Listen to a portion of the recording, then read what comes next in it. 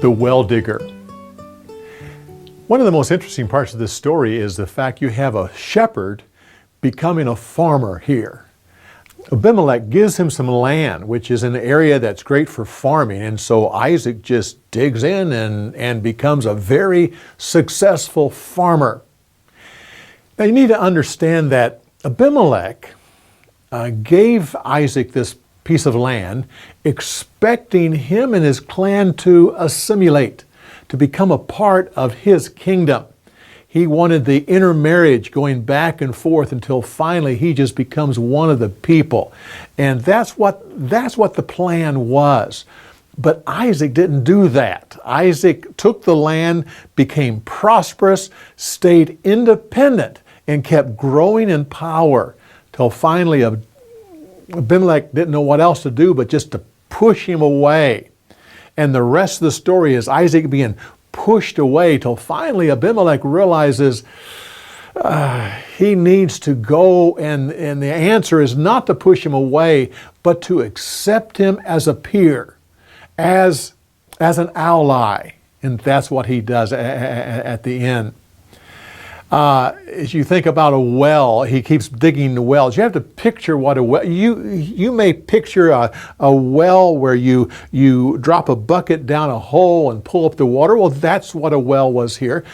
But also a well could have been where there were stairs going down. I've actually seen these wells where you go down. Matter of fact, I've seen huge wells that are large with stairs that go down to this lower area for a well for an entire city.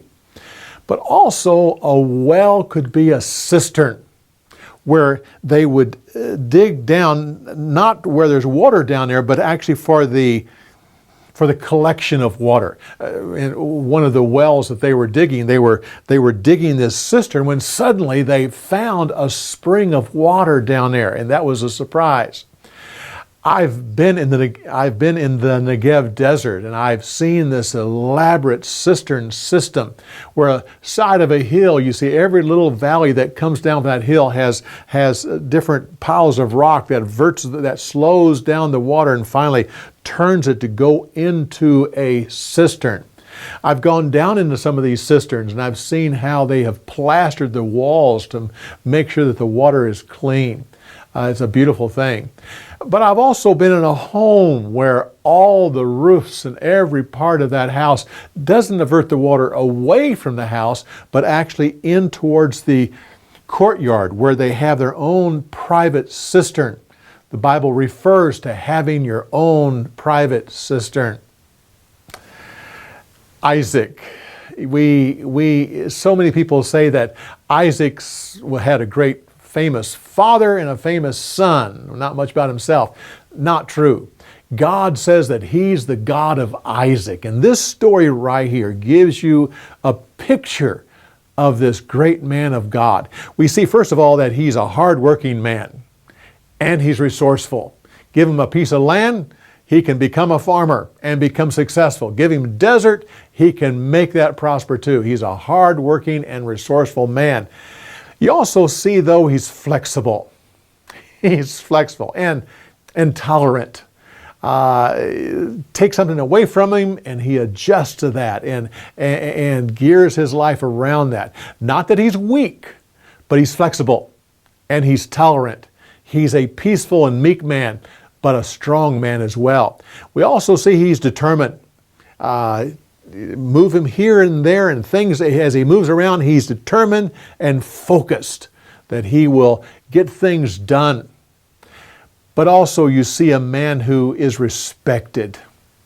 He's respected by his co-workers, his servants, the people that work with him, a part of the clan.